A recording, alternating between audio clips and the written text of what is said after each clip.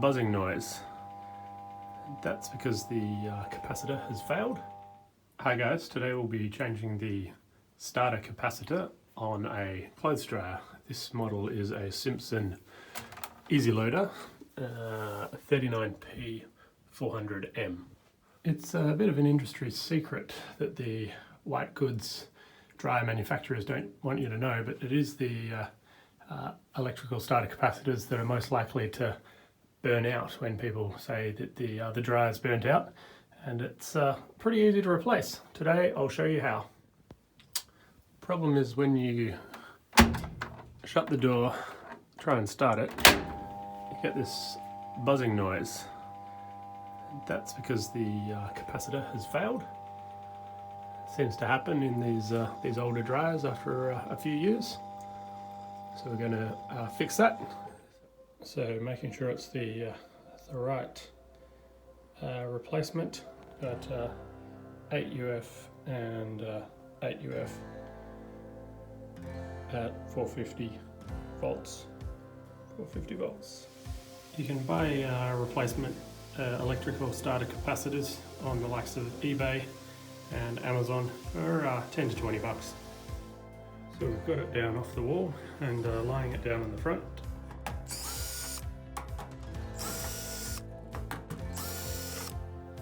So first we take the back cover off there.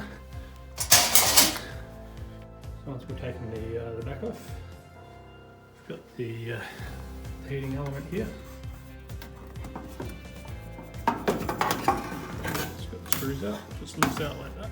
Just get a little screwdriver to push down on this part of the clip here, and it will make it easy for the plug just to remove. That peering in, you can see the capacitor just on the left here. The plugs themselves that are attached to the back of the capacitor, they just pull straight up. So the capacitor's set in vertically like this, and then the back side of it there's this bolt that holds it in place. So I've just got to have a pair of pliers, dive them in, hold onto the nut on the bottom while we unscrew the capacitor at the top. So a bit of screw, and managed to get the old capacitor out there. It is a bit fiddly. You do have to get both your hands in here at the same time. Reach one hand underneath holding the pliers or holding the nut once the nut's loose, and then screw counterclockwise with your hand that's sitting holding the capacitor itself. So it turns out this one's a bit of a fiddly one, so I'm going to try and tackle the problem in a different way, and that's by removing all of these screws around the outside and lifting the drum up and slightly out of the way.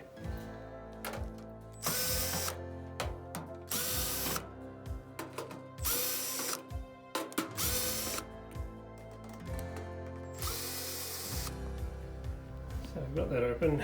You can lift the drum out all the way if you take that spring off, and that releases tension on the belt, and then you take the belt off. So we've lifted out the drum. This is what we're dealing with. It's a bit easier to see now.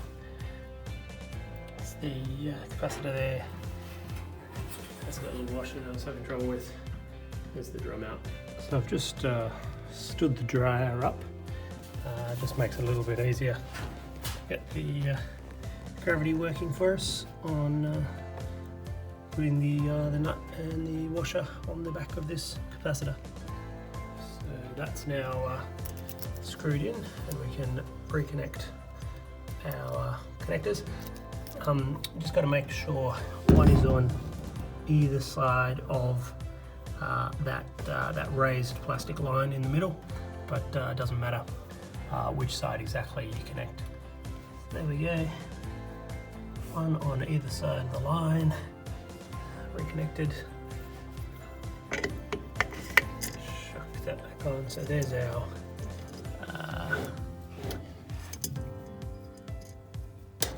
spring that we're going to reconnect over to the little hook once we have the belt back on. But first we've got to put the drum back in. So drum back in, screw the power back in here. Next we've got hook the belt back in. You can make sure the grooved side is facing down as it wraps around the drum. Just plugging it in here like that, and it drops straight back in there. We'll put the screws in each side.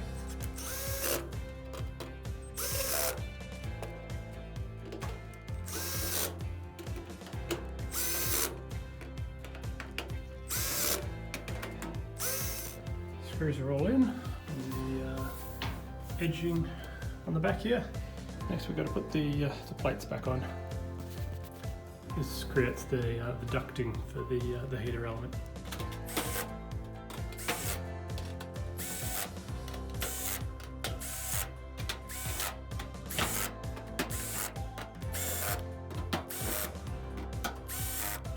So the back's on. Final touch is this rear outlet vent that we don't use, which is good to go. Let's get her back up on the wall. There we go, the dryer's back on the wall. Now the moment of truth. Power's on. Off she goes. Like a dream. Saves buying a new dryer. These parts fail on many of these dryers. Pretty easy to replace. I'd say it took about half an hour. Very basic tools, a little bit of labour. Save yourself a few $100s on a new dryer. Help the environment at the same time. Good work, guys. And that's case closed.